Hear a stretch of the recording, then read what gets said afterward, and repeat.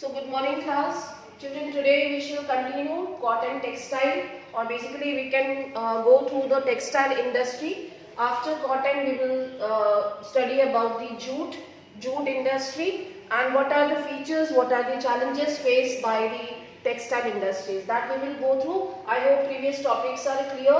Basically manufacturing of textile is a very long process and it is time taking, but after the industrialization it is very different industries are supported by the we can say textile industries are providing different variety of work or supporting other industries also, that we have learned. That is spinning, weaving, dyeing, chemical color making industry, and stitching. Okay, so in this way textile industry is supporting other industries also, that we will go through. I hope what are the past, what is the past of the cotton textile industry, you are already aware about it. That in ancient India cotton textiles were world famous and it was exported. Basically the handmade clothes were exported in the different parts of the world.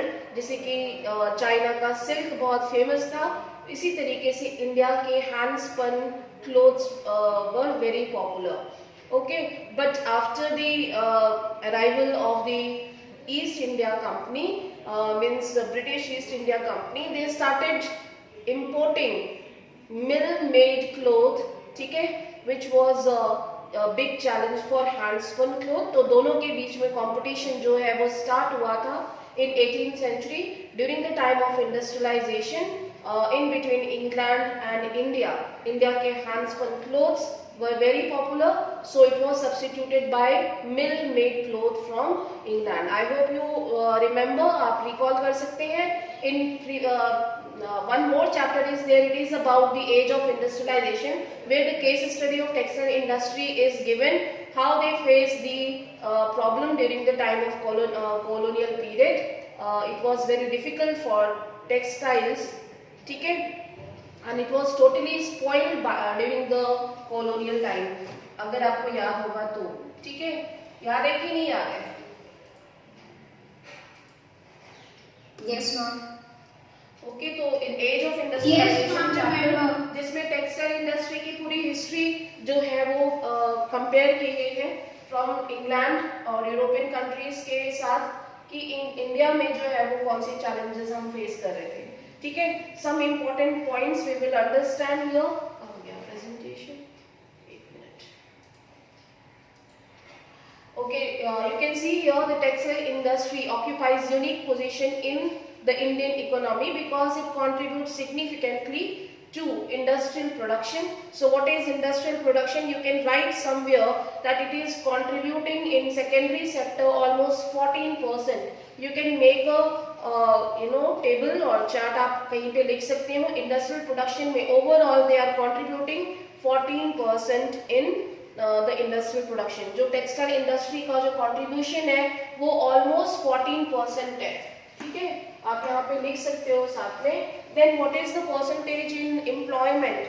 Employment में almost जो है वो 35% जो है वो contribute करती है textile industry. That we were telling you that it is not only producing the ready-made garments, ready-made clothes or textile, it is giving support or providing employment to some other textile aided industry, for example weaving, spinning and making yarns, and then making chemical colors for dyeing, etc, etc. Okay, so this is it. And then generation and foreign exchange earning. What is foreign exchange? That we have learned, जो हम export करेंगे उसके बदले में जो भी हमें dollar, euro, pounds और जो भी फॉरेन करेंसी इंडिया में आएगी उसी करेंसी से ही हम पेट्रोल या फिर हम और अदर फर्टिलाइजर या कुछ और आइटम जो है वो इंपोर्ट करते हैं. So foreign exchange is very very important. So how we are getting from one of the major industry, that is textile industry. Okay, so generation of foreign exchange earning, that is up to 24%. 24% जो है वो foreign exchange का जो 24% है वो हमें textile industry से मिलता है. ठीक है। Then fourth, it is the only industry in the country which is self reliant and complete in the value chain. Value chain यानी कि एक जो हम यहाँ पे अभी हमने एक ये चेन देखा है, ठीक है, value addition in the textile industry, it is providing work employment, ठीक है, दैट इज वैल्यू चेन।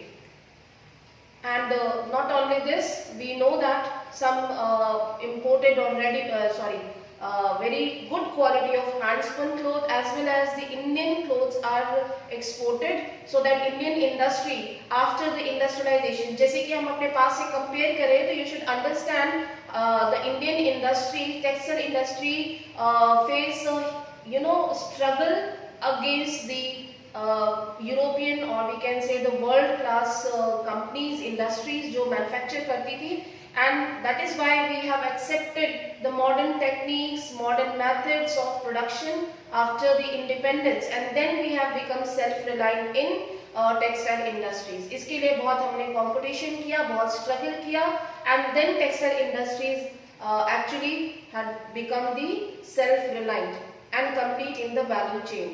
ठीक है, अभी इसकी हिस्ट्री हम क्या है थोड़ा सा हम पीडीएफ से भी कंसल्ट करेंगे, ठीक है। From raw material to the highest value added products, that is it.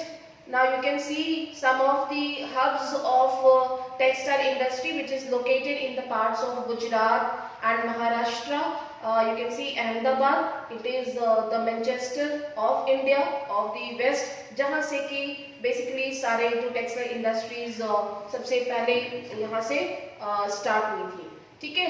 लेकिन सबसे पहला जो टेक्सटाइल मिल है वो एस्टैब्लिश हुआ था बॉम्बे में, जिसको आज हम मुंबई कहते हैं, ठीक है। So this was the hub. There were some climatic factors also, type of soil which is also very important factor for the production of cotton, जिसको कि हम कॉटन बॉल्स जो यहाँ पे प्रोड्यूस की जाती हैं, ठीक है। And some parts of Tamil Nadu also, Tamil Nadu के भी कुछ पार्ट्स में कॉटन का प्रोडक्शन किया जाता है जहाँ पे कि इंडस्ट्रीज सेटअप की गई है। यहाँ पे लोकेट करने के concentration of cotton textile industry के बहुत सारे फैक्टर्स थे।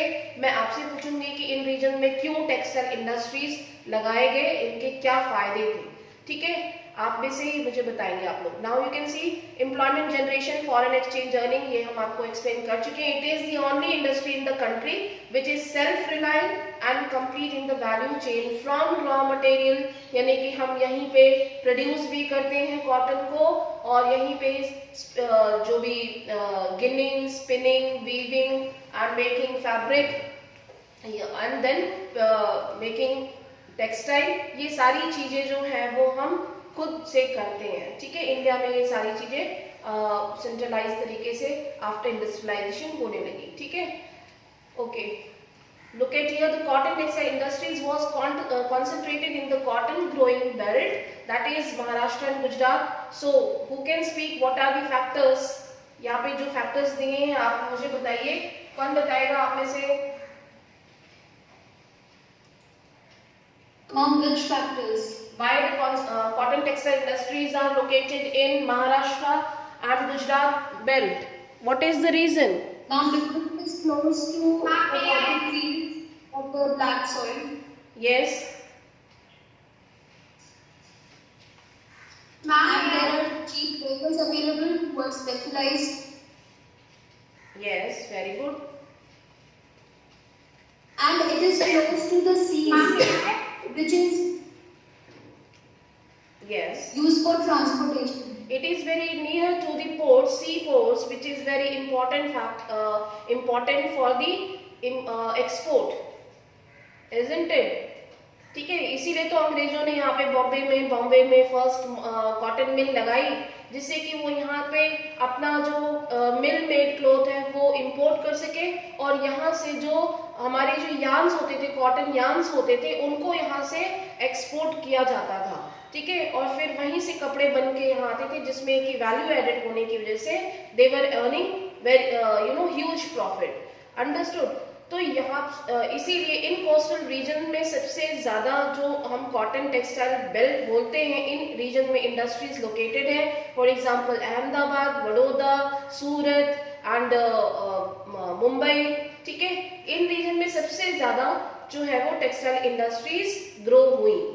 ओके इसके अदर फैक्टर भी रिस्पॉन्सिबल है, some geographical factors like the availability of that type of soil जो कि एक एसेंशियल फैक्टर है, black soil, and the moist climate. You can underline all these points. These are the factors for the not only the geographical factors but यहाँ पे कुछ other factors भी हैं, ठीक है।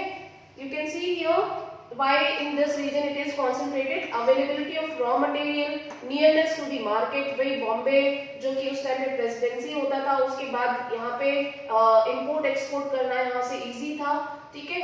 And then transport include accessible port facilities. Even it was very during the time of industrialization, यहाँ पे लोगों का urbanization इसीलिए increase ही हुआ क्योंकि more so many industries were growing in this region, and still labor is very essential। तो यहाँ से skilled और unskilled दोनों टाइप के लेबर हमें मिल जाते थे, ठीक है। moist climate जो हम कहते हैं कि एक हमें ग्रो करने के लिए, कॉटन को ग्रो करने के लिए जो हमें क्लाइमेट चाहिए near to the coastal region, ये एक फैक्टर है। But after some time when it grow then again they will be dry, you can say the dry weather required for the dry to make it dry, ठीक है। जो cotton balls है उसके लिए एक हमें ड्राई क्लाइमेट भी चाहिए, बहुत ज्यादा ह्यूमिडिटी भी नहीं चाहिए, तो ये एक फीचर जो है हमें इन रीजन में मिल जाता है, ठीक है। contributed towards its localization, इसीलिए इन रीजन में कॉटन टेक्सटाइल इंडस्ट्री जो है वो लोकेट करती है। This industry has close link with the agriculture and provides a living to the farmers। cotton balls, pluckers यानी कि जो farmers है जो produce करते हैं, they used to pluck the balls, उसके लिए भी काफी मेहनत करनी पड़ती है। and workers engaged in ginning यानी कि जो उसके सीड्स हैं उनको निकालना, ठीक है, उनको साफ करना। स्पिनिंग, दे स्टार्ट स्पिनिंग, जैसे कि आप देखते हैं कि कॉटन को हम स्पिन करके थ्रेड्स में बनाते हैं, ठीक है। थ्रेड्स बनेंगे भी उनके पहले हाथ से बनते थे, आपने देखा होगा चरखा हर घर में चरखे होते थे, उससे स्पिनिंग की जाती थी, स्पिंडल्स पे उनको रोल किया जाता था। वीविंग उसके बाद का प्रोसेस है, ठीक है। देन डाइंग, आफ्टर वीविंग जब हम उसको थ्रेड्स को हम हाथ से बुनते थे, ठीक है। लेकिन after some time when industrialization occur तो हमने उसको मशीन से वीव करना स्टार्ट किया। अभी काम सारे मशीन से होते हैं, हाथ से नहीं होते। पहले ये सारे काम जो है वो हाथ से किए जाते थे, ठीक है। Then designing, packaging, because these all work they are time consuming and yes, ठीक है, ये बहुत टाइम टेकिंग होता था।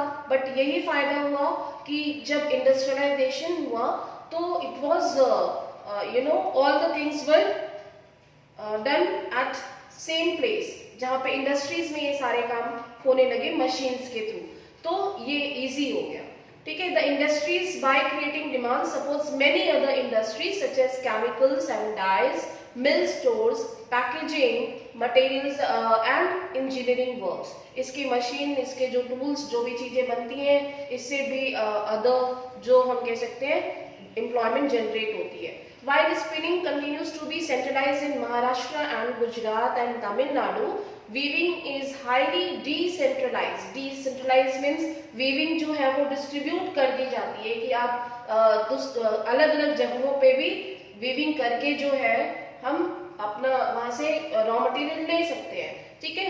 That provide the scope for incorporating traditional skills and designs of weaving in cotton, silk, zari, embroidery etcetera. अब इसको बहुत ही जिन लोगों को थोड़ा आर्ट एंड कल्चर में इंटरेस्ट होगा वो शायद इस चीज को बहुत अच्छी तरीके से समझ सकते हैं, लेकिन अगर इंटरेस्ट नहीं है, थोड़े हमारे बच्चे जो हैं आजकल इन चीजों में इंटरेस्ट नहीं लेते, है ना। अगर आपने देखा होगा बनारस का अलग वीविंग स्ट्रक्चर होता है ना, ओडिशा का अलग है, ठीक है, गुजरात में अलग है, सूरत का, ठीक है। साउथ में अगर साउथ के चले जाएंगे तो वहाँ का सिल्क, वहाँ का कॉटन का वीविंग स्टाइल अलग अलग है, ठीक है। वहाँ पे साउथ के कांजीवरम, साउथ की सिल्क, ठीक है, डिफरेंट वैरायटी की वीविंग की जाती है। So basically this generate the scope for incorporating traditional skills and designs of weaving in cotton, silk, zari, embroidery etcetera, ठीक है. So it is basically distributed in according to the regional, or we can say according to the state wise. We have different traditional methods of weaving which encourages. इसीलिए weaving जो है वो हम distributed देखते हैं, अलग अलग region में देखते हैं, लेकिन कॉटन का प्रोडक्शन जो है वो एक ही जगह पे हो रहा है. ठीक है, एक ही जगह पे कॉन्सेंट्रेट है. सेंट्रलाइज्ड कहाँ पे है? महाराष्ट्र, गुजरात में. ठीक है, तमिलनाडु में. लेकिन वीविंग जो है वो और कई जगहों पे डिस्ट्रीब्यूटेड है इंडिया में. ठीक है. India has world class production in spinning, but weaving supplies low quality of fabric as it can not use much of the high quality yarn produce in the country. Basically ये challenges की बात हो रही है. अब यहाँ पे क्या हो रहा है? यहाँ पे चैलेंजेस यानी कि जो कॉटन टेक्सटाइल इंडस्ट्रीज है वो एक तरीके की चैलेंजेस भी फेस कर रही है. ठीक है, वो ये यहाँ पे दिया है कि somewhere we are not having that much of technology of weaving. Okay, so fabric is as it cannot use much of the high quality yarn produced in the country. Now next, weaving is done by handloom, power loom and in mills. देखो, handloom होता है अभी भी, अभी industrialisation हो गया है, लेकिन उसके बावजूद भी we are making handmade clothes. हाथ से जो हम थ्रेड्स बनाते हैं ना, जो वीविंग करेंगे भाई हम थ्रेड्स की तो वीविंग करेंगे, तो जो कॉटन होते हैं उसके पहले हम थ्रेड्स बनाते हैं. ठीक है, फिर उसके बाद हम उसकी वीविंग करते हैं. तो हैंड वीविंग भी हो रहा है, हैंडलूम से भी काम हो रहा है. Power loom, that is weaving is done with the help of energy, with the help of electricity also, इसीलिए इसको पावर कहा गया है, पावर लूम. ठीक है. एंड इन मिल्स जहाँ पे कि हम इलेक्ट्रिसिटी से, एनर्जी से जो है वो अब काम कर रहे हैं. ठीक है. So the handspun khadi provides a large scale employment to weavers in their homes as a cottage industry. So handspun cloth जो है वो हैंडलूम पे जो काम हो रहा है, हैंडीक्राफ्ट जिसको बोलते हैं अलग अलग स्टेट के, this is providing job to the weavers, right? So they are preserving this technique in cottage industry. So this is also providing employment in India. We have learned in previous topics, बहुत सारे ऐसे हमने chapters पढ़े हैं.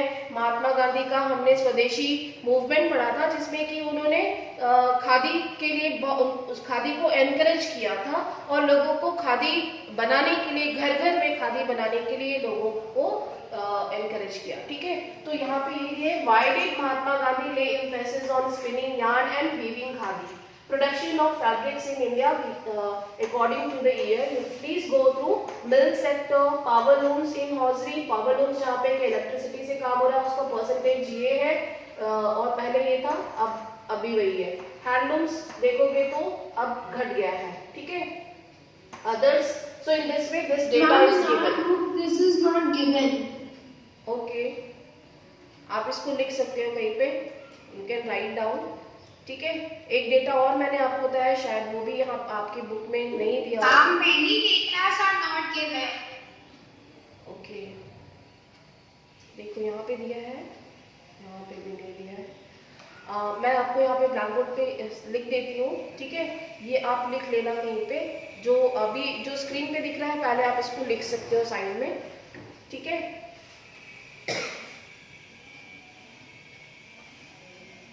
Please note it down. Are you getting all of you? सभी को. So you can note down, these are the important points which you have learned in cotton textile industry, and this is very important topic.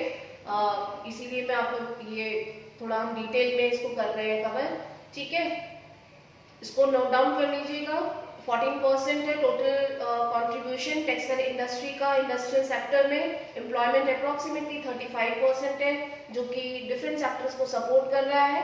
But at the same time it is और eliminating poverty from the country also, जो कि हमने significance of industries में देखा था. Foreign exchange का 24% जो है हमें टेक्सटाइल इंडस्ट्री से मिल रहा है, कॉटन टेक्सटाइल इंडस्ट्री से. जीडीपी में शेयर है 4%, and first cotton mill was established in India was in 1854. Thereafter series of industries were established, like in not only in Mumbai after that in Ahmedabad, and the Manchester of the east, Manchester of the north we can say. कौन से state में है Manchester? अगर waste का Manchester अगर अहमदाबाद था तो north का मैनचेस्टर कौन सा होगा? ईस्ट का तो भूल ही जाओ, कौन बताएगा? Ma'am Lucknow. Ma'am is it West Bengal? No, I am asking from north. Lucknow. Are you sure? Kanpur. Exactly. No, ma'am, is it Kanpur? Yes. Kanpur is called as the Manchester of the North. It was the, one of the largest industry, cotton textile industry in Kanpur. ठीक है, but now just because Ma'am, of may I tell the reason why? हाँ बोलिए. Yes, ma'am, because Kanpur is the hub of leather production. नहीं, ये एक factor नहीं है. There were certain some other factors जिसकी वजह से जो कानपुर में जो इंडस्ट्रीज थी, textile industry. Mainly I am saying. हाँ, क्या कह रहे हो बेटा? क्या बोल रहे हो? देखो Ma'am, I am saying the main factor which is like it is the hub of leather production. देखो ये तो अच्छी बात है कि लेदर का भी प्रोडक्शन होता था कानपुर में, but just because of the power supply, the erratic power supply और electricity problem, the industries can not work. Okay, so basically जो कानपुर में जो इंडस्ट्रीज थी, textile industries, it can not work without electricity. Understood? तो जो भी mills और जो इंडस्ट्रीज थी, it start shutting down and they basically relocate somewhere else. Okay, जहां पे उनको बेटर फैसिलिटीज, बेटर इंफ्रास्ट्रक्चर मिल जाए. ओके, तो ये एक बहुत ही इंपॉर्टेंट फैक्टर था जिसकी वजह से कानपुर से टेक्सटाइल इंडस्ट्रीज क्लोज हो गई. Okay, now there were some factors जो हमने अभी पढ़े थे. क्यों लोकेट करती हैं? Availability of raw cotton, market is near, transport facility की connectivity is very fast and including accessible port facilities, skilled and unskilled both type of laborers are available, and geographical condition, moist climate, type of soil is also favorable condition. Okay, so the major cotton growing areas are, this is it, you can see the green shaded region.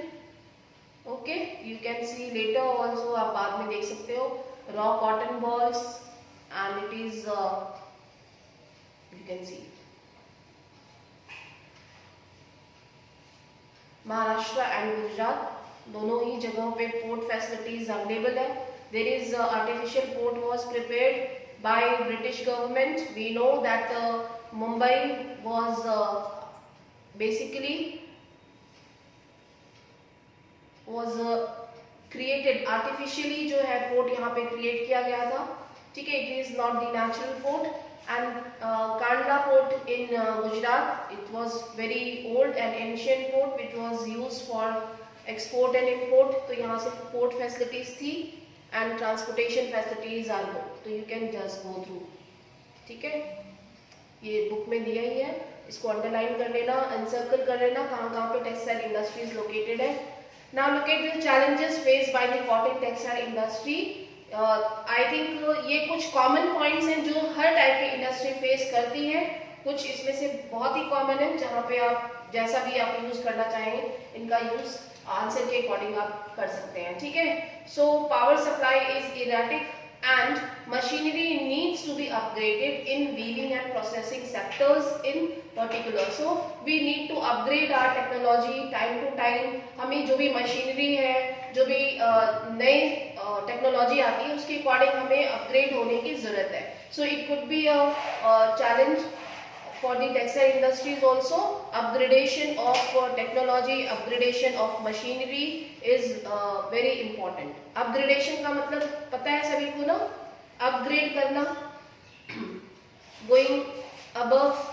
ठीक है, हमें below नहीं जाना है, हमें upgrade करना है. ठीक है, Other problems are the low output of labor and stiff competition with the synthetic fiber industry. There are some substitute fibers also nowadays.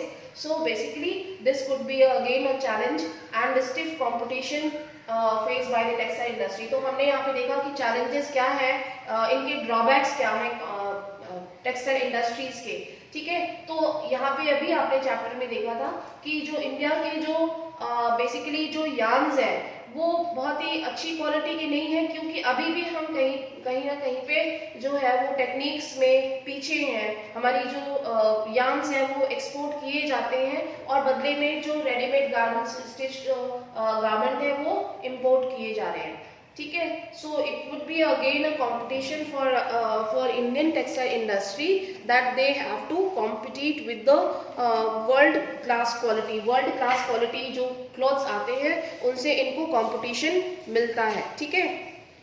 This could be again a problem, and there are some large and modern factories also in this segment. This could be again a challenge for Indian textile industry. Okay, so you can make some points from the topic. Now you can see some distribution where we are actually exporting and importing. India exports yarn to Japan. So Japan is very small, so they cannot grow cotton. So what we are doing, Indian yarns, जो cotton yarns है, we are exports from India are USA, UK, Russia, France and Eastern European countries. So you can underline Nepal, Singapore, Sri Lanka and African country where we are actually we are exporting. Okay. Are you getting all of you? Yes, ma'am. Okay.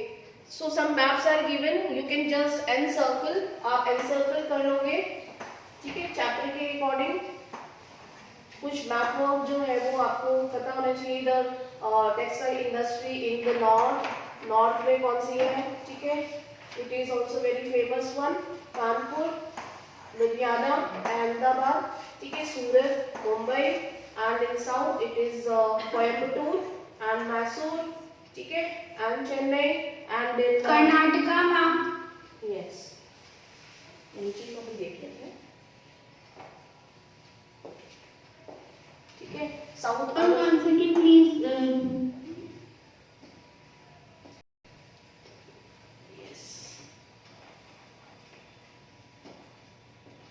अगर आप east में आएंगे तो east के लिए जो है वो हमारे यहाँ पे दूसरी जूट इंडस्ट्रीज आ जाती हैं, ठीक है। ईस्ट की साइड में आपको कॉटन टेक्सटाइल इंडस्ट्रीज के एग्जांपल्स जो है वो नहीं देने हैं अगर आप मैप वर्क में देखेंगे तो, ठीक है।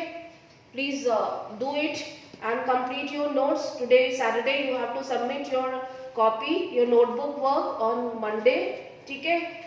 up to chapter civics जो हमने last chapter पढ़ा है।